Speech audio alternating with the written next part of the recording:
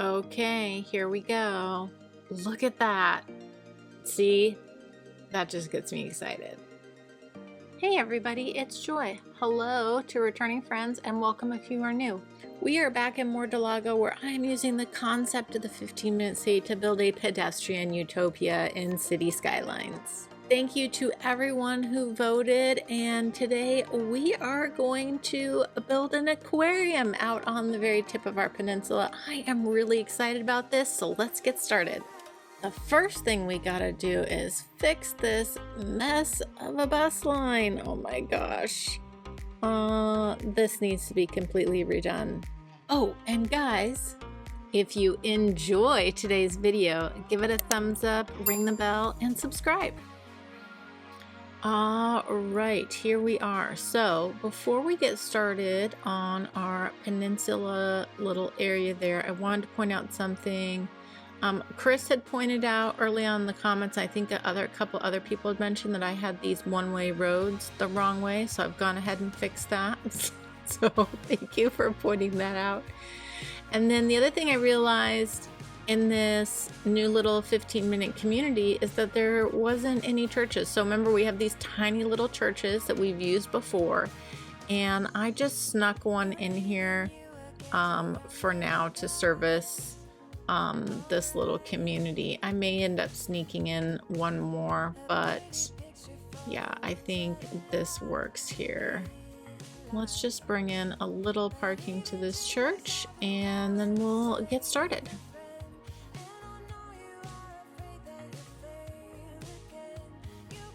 Okay, the first thing I did was figure out the placement of my aquarium and my whale watching, and they just fit in really nicely to this space. So I was very happy with that. I think there's a lot that we can do here to bring this whole area to life, and I'm so excited. I love doing things like this. And you guys seem to enjoy me like talking through some of my process, so I'm going to try to have a little bit more of a balance in between when I'm doing like these very detail heavy episodes. I'll try to have more of a balance of that for you guys. So then I get in some water pipes, get in some temporary power, we do some zoning here, and then we're ready to get to the fun stuff. After going through all of the assets, I landed on the Meteor Park. It really fit with the vibe I was going for here, but really you could center any plaza in something like this and just give it a sense of importance. So on this main drag all the way through, I actually already allowed cars on this, our main commercial road, so they can come down and turn around down here. And then of course I've got some parking from Cities Skylines. If you don't know who he is or haven't checked out his workshop, that will be linked in the description of the video. He makes some really cool assets, some fun parks and parking, which is helpful. Then just with using the power of Move It here, I grab two of the small zoo gates. Of course I have to do a main gate and then a side gate, and I get these into place, and let me get some paths laid down. So let me skip through that, and then we'll jump into some fine detailing here.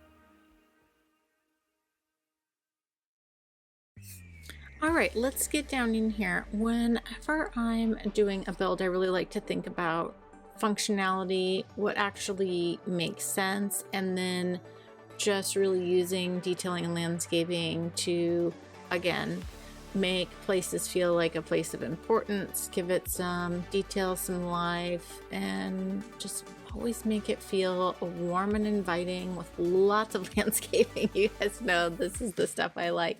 So whenever I have cafes, I will pull whatever table is in the asset and pull some of those outside. I feel like you would see that, especially on our map here. We are in a tropical warm environment, which means pretty much you can always be outside.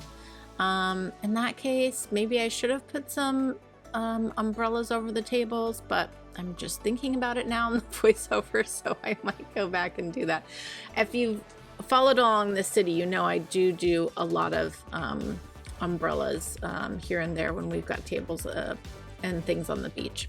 Anywho, so the other nice thing about this asset here from the zoo, it actually has an entrance in the back as well. So that's something you can use as another way just to pull another path back here and just give the whole building a little bit more zhuzhing up, which is always fun.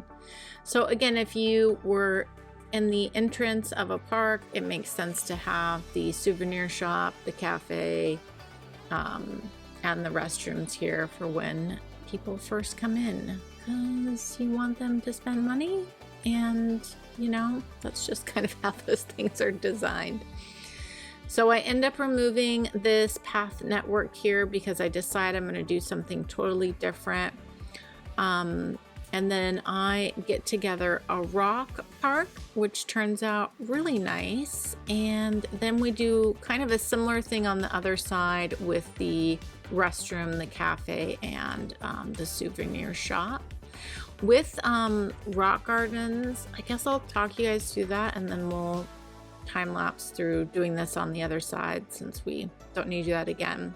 So you guys seem to enjoy the explanation. So when I'm doing a rock park, I like to use the you'll see I pull it through here, the larger rock as almost an entrance to the rock park, and this guy right here. And so that always works really well. And then I'll just do a mixture of all the other rocks, and then I'll mix in some of the smaller stones. And originally I was going to keep this separate from the aquarium, but then I ended up rechanging my mind again. This happens a lot, and that's okay. Mess around with things, feel things out, see what looks and feels good to you.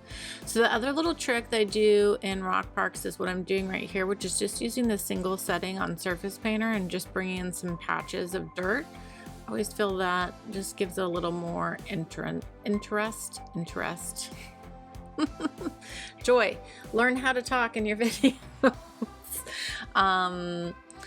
Okay, so we're just going to speed up through this next part, and I'll catch you guys in a bit where I'll talk you through the cool little Zoo Plaza promenade that I put together, which I think turns out real cute. So I'll see you guys in a minute.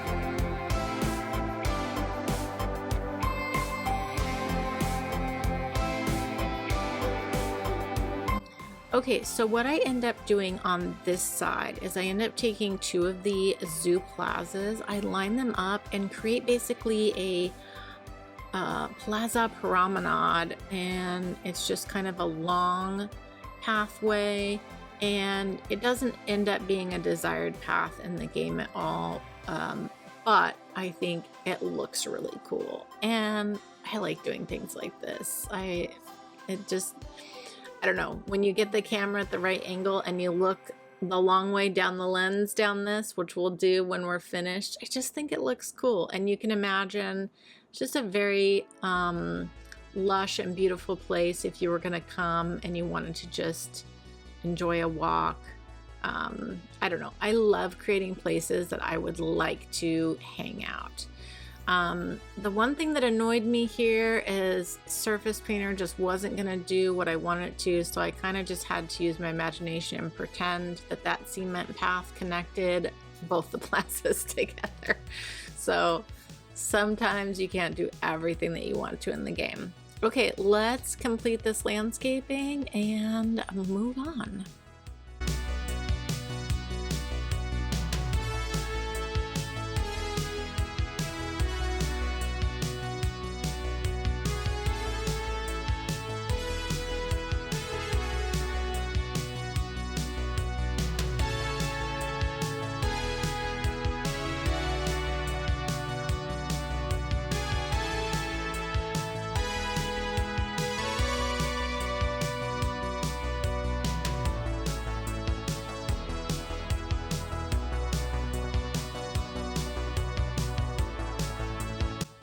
Okay, here we go.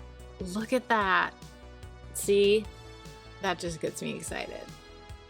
I love that. I love that so much. Okay, let's finish off our rock park and complete the entrance on this side.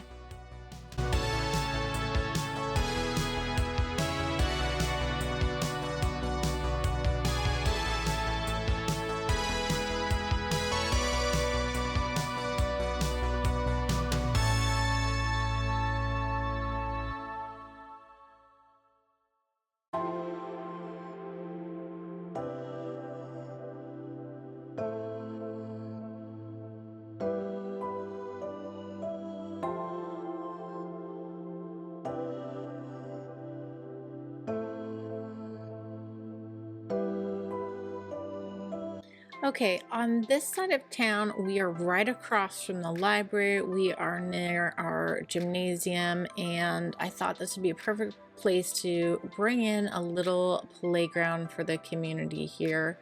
We do have another playground, but it's over by the school, so I feel like this is a good spot to bring one in.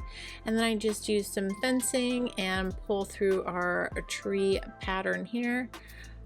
Again, I think it's good when you establish a pattern or a look for an area, because then it does feel purposeful and landscaped and pulled together. Whenever you're designing large park areas like this, like we've got the aquarium, we've got some zoo assets, and yes, you do have the cafe from the zoo, but I also think it's really fun to pull through some selective zoning, being really careful about what's coming in, because that can add a lot aesthetically and also functionally to an area.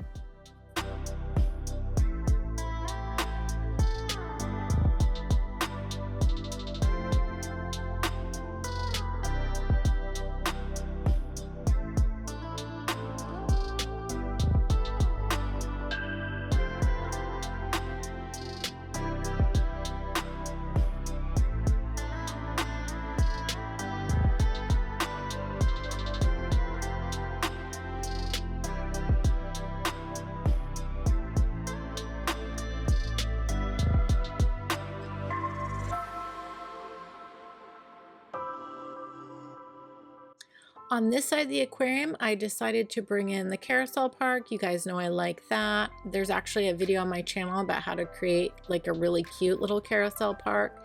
I just end up using it on the diagonal here.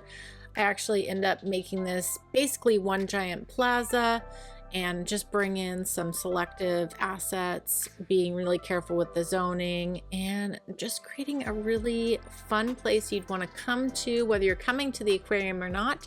You're on the water, come down, or maybe in the evening, a little romantic walk. Again, I really just like creating places that I would want to go. So that's kind of always the way I approach a lot of these detail-oriented builds that I do.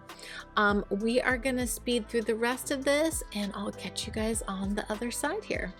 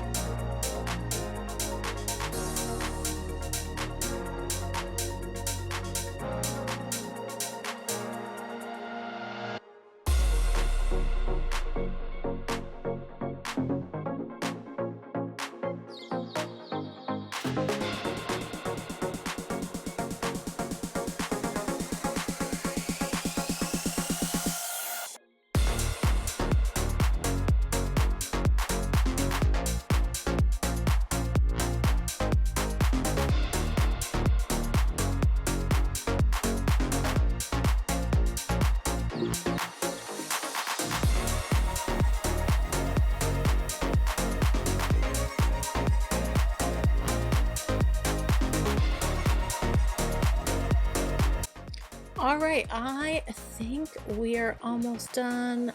Just add a few more touches here. And thank you guys for suggesting the aquarium.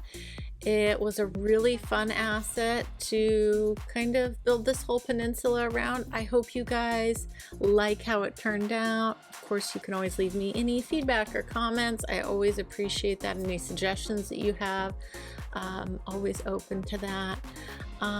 Thank you so much. I'm going to end it here. We'll get some first person action, of course, of what we did today, as always. I hope you all have a joyful day, and I'll catch you next time.